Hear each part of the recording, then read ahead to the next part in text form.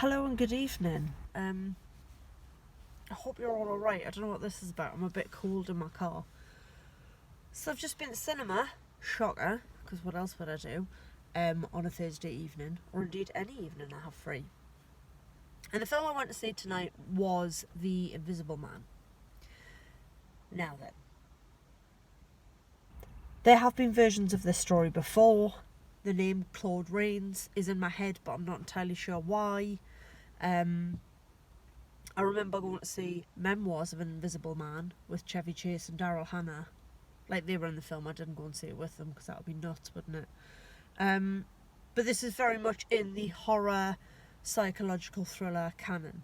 So, Cecilia, played superbly by Elizabeth Moss, and we'll get on to her in a minute, is seen at the beginning of the film. This is not a spoiler, it's literally the beginning of the film, tiptoeing out of a very impressive house and escaping her abusive partner, Adrian.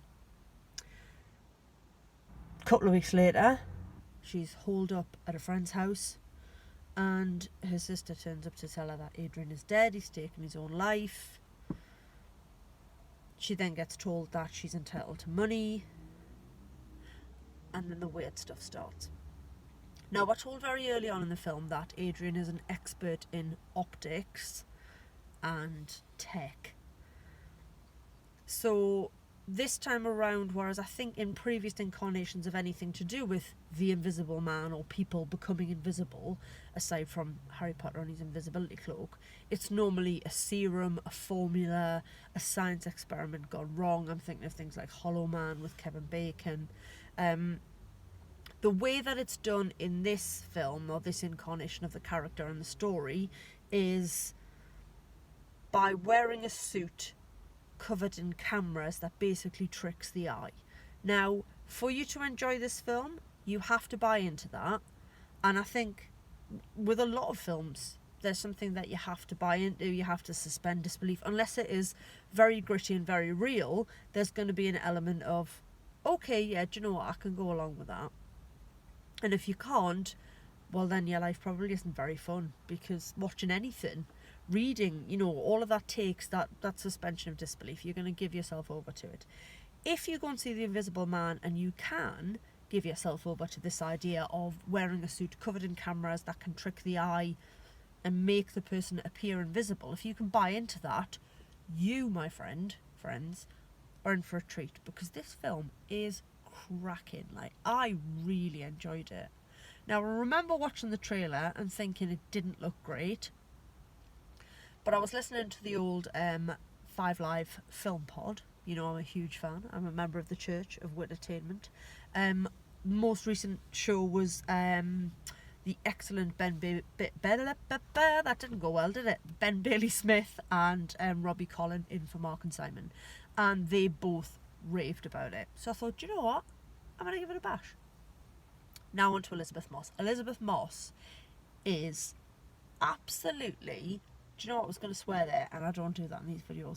She is absolutely chuffing brilliant. Not just in this film, in everything.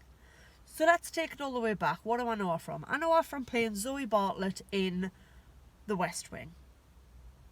Possibly one of the best TV shows ever made. Definitely one of the best TV shows ever made. And you know what? If you've never seen it, now's the perfect time.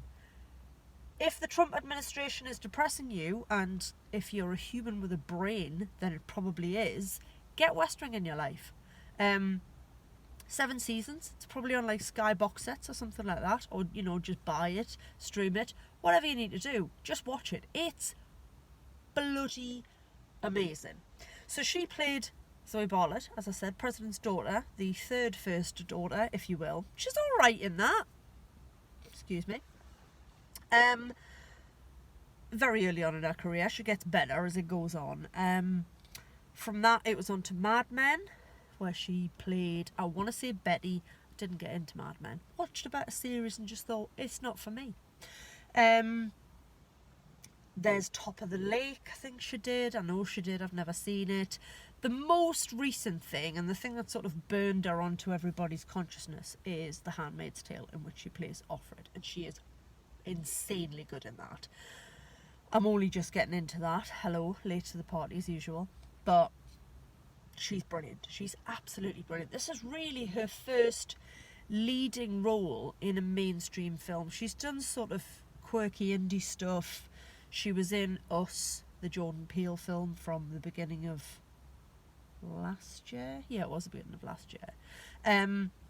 Jordan Peele's Us, as well as this, The Invisible Man, are both produced by Blumhouse Productions, and they, over the last sort of 5-10 years, I don't know how long, have been churning out these really interesting horror films, thrillers, that just have this particular style, and yeah, it's sort of a mark of quality, I guess you could say.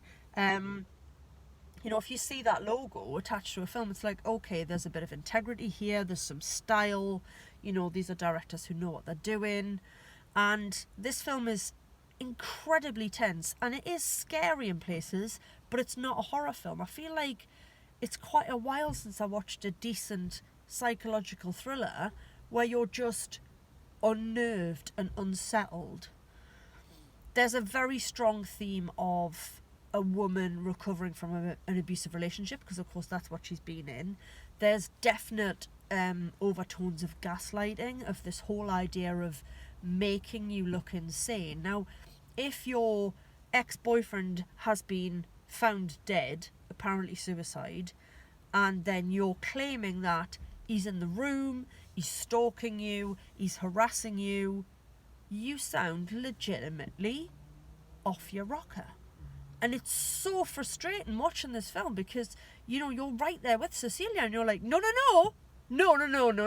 he's in the room. Everybody needs to listen to her. But the more you say, he's in the room, it's not me, I didn't do the thing, he did the thing, you sound bananas, and you find yourself in a mental hospital, tied to a bed, being sedated. And it's terrifying. Like, I can't pretend to know what it's like to be in an abusive relationship like that. I can't. But that idea of defending your behaviour and trying to get people to understand what you're feeling and why you think the way you do, I can actually relate to that. Now, I know I'm not that level of crackers, but I do genuinely have a mental illness. I have a condition, you know, with my mental health, where sometimes I don't think the way everybody else does, or I don't react to things in the way everybody else does. And I know that I've had arguments in the past, or disagreements, I've fallen out with people, and trying to justify my behaviour when my behaviour has been odd or disproportionate or downright twatty, it's really hard, because it's like, oh, you're just using that as an excuse. And her saying, you know, I didn't do wrong, I won't say what wrong she does or what wrong it looks like she's done, but yes, it's very unsettling. But it is also just a really good thriller. There's some excellent fight sequences where she's fighting essentially nothing because you can't see him. I like the way they did it, in that when you can't see him, you just can't see him. Like, it's not one of those things where there's like a shimmery effect where he is. Sometimes the camera just looks to the corner of the room and there is nothing there. Nothing. You can't see an outline, you can't see a shadow, you can't see anything, you can't see, like I say, sort of a shimmer, but you know, like she knows, that he's in that room. And that is so unsettling. So yeah, huge thumbs up. Edgy, tense, scary, well executed, great effects. It's directed by Lee, I'm going to say 1L, who has appeared in many things as an actor, including the Saw films. This is only his third film as a director. He directed Insidious 3 and something else, but it's very smart, it's well directed. No other huge names in it, but just a really solid, entertaining, edgy psychological thriller. Also, that whole thing of he can see you but you can't see him really put me in mind of the bit towards the end of Silence of the Lambs with the night vision goggles. And that's not spoilers, because hello, that came out in 1991. And if you haven't seen Silence of the Lambs, I mean, I'm recommending West Wing to you, which has been off telly for God knows how long. But if you've never seen Silence of the Lambs, I don't really know what to do with you. Sort it out. Have a word with yourself. One of the best serial killer films ever made. I digress. Go and see The Invisible Man. It's very, very good. I think that's it. Yeah, loved it. Thoroughly enjoyed it. Gonna go home now because start work at stupid o'clock tomorrow morning. But I'm very glad I came out to see this film. I hope you've enjoyed my review. If you like my channel, you can like it. You can subscribe to my videos. You can share it. You can tell your friends. And get me over 88 subscribers, which is what I've been stuck on for a while. Let's get me up to 90. Imagine such a thing. Right, I've talked for too long, so I'm gonna go home. Yeah. Have a good one, people. Katie out.